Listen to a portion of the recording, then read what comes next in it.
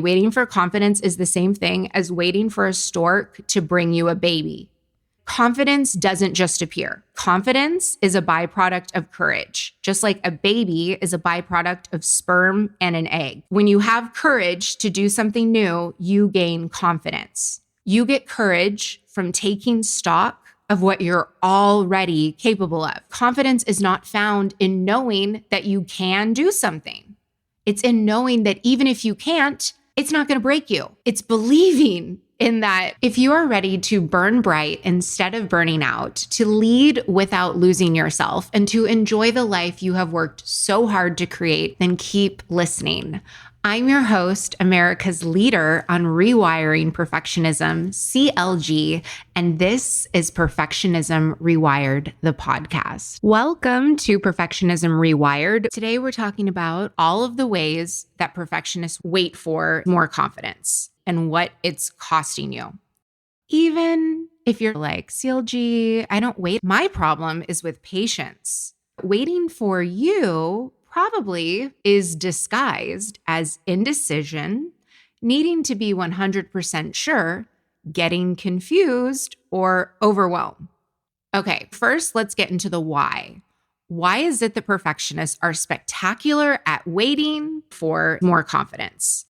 We perceive waiting as a shield, like waiting is shielding us from believing even more that we're not good enough. I touched on this in an episode that's linked in the show notes on fixed mindset versus growth mindset. Fixed mindset is when your subconscious believes your intelligence, abilities, capacity, and talents are fixed. Like, this is as good as it's ever going to get. You are no longer going to grow or develop or evolve as a human being.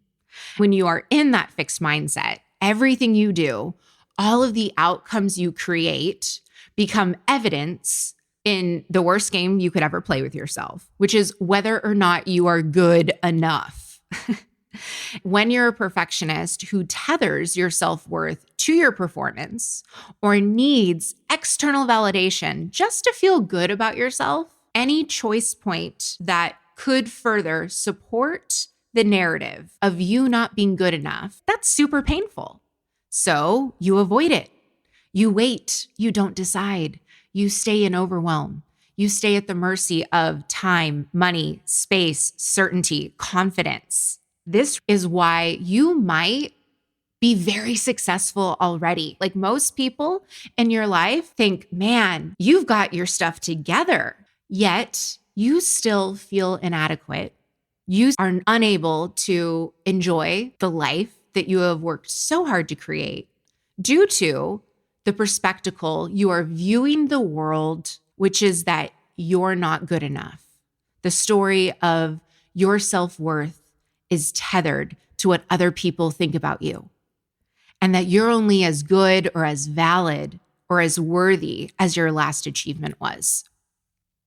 Another reason why perfectionists love to wait is because if we're waiting, we tend to believe we're not failing. However, that is not true.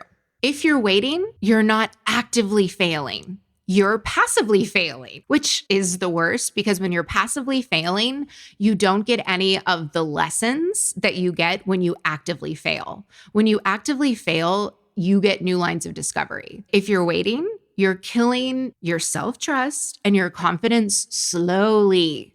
If you're waiting, you are never seeing what you're actually capable of. Especially as a perfectionist, when you are waiting, you are not making the impact on this world that only a perfectionist is capable of. You are living this status quo life where you're not really succeeding, or if you do, you don't feel proud about it. All you can look at is what you could have done better. You automatically go to criticize myself, get back on that hustling for my worth train.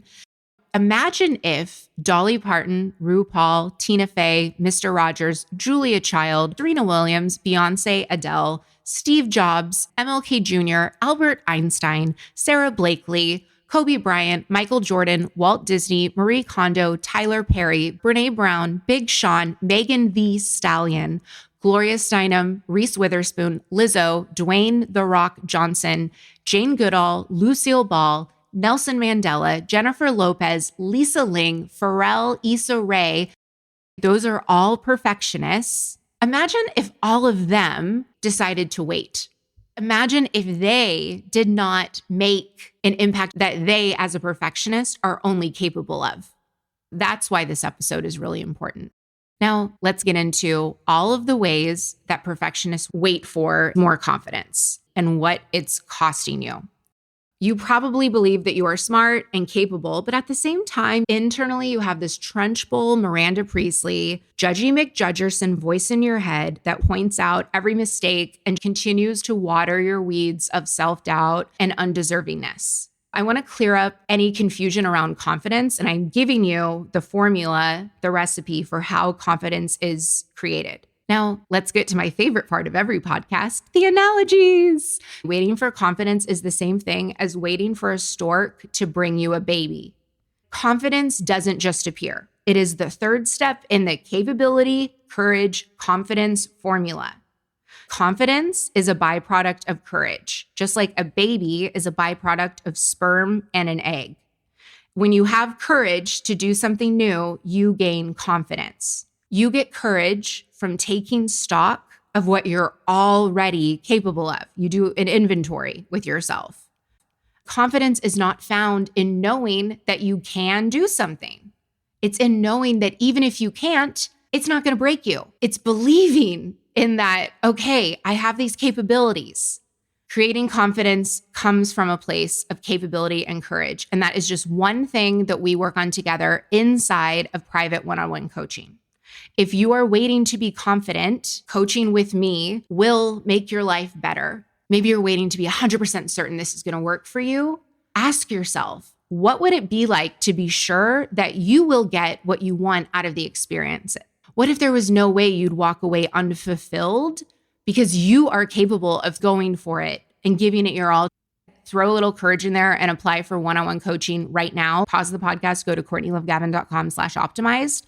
Waiting depletes your confidence. And every single day you continue to not take steps towards what you desire, which if you're listening to this podcast, I know that you desire change. I know that you desire growth. When you wait, the confidence you already have, it's going to keep depleting along with your self-trust. And if you're like, CLG, I don't trust myself to follow through with this.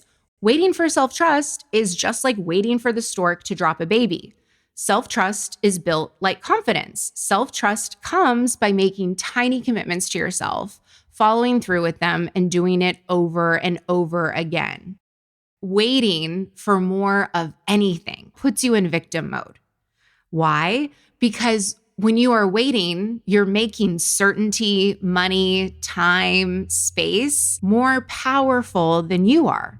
They are in control of you instead of you being in control of them. Time is dictating your choices. Money is a restriction instead of a resource. One thing I want every person who listens to Perfectionism Rewired to walk away with, it's empowerment.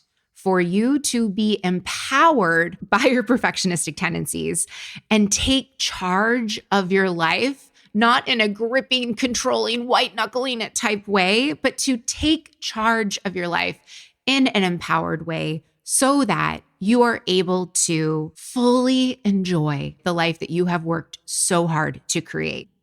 Your action step for this episode is to create that change that you are waiting for right now. Get off the sidelines and into the arena of your life and start playing. The next episode, we're talking about all of the ways that perfectionists wait for things to calm down and what it's costing you.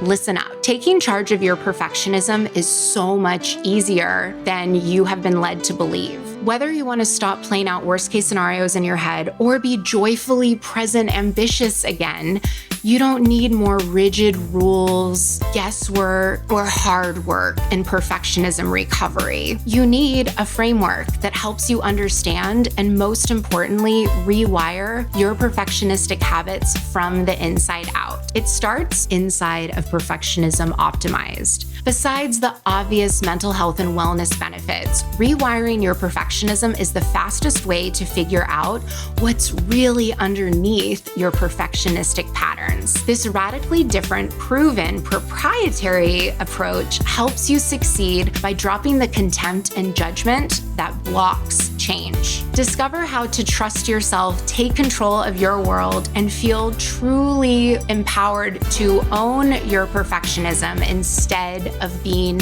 owned by it. Head on over to CourtneyLoveGavin.com and start your transformation today.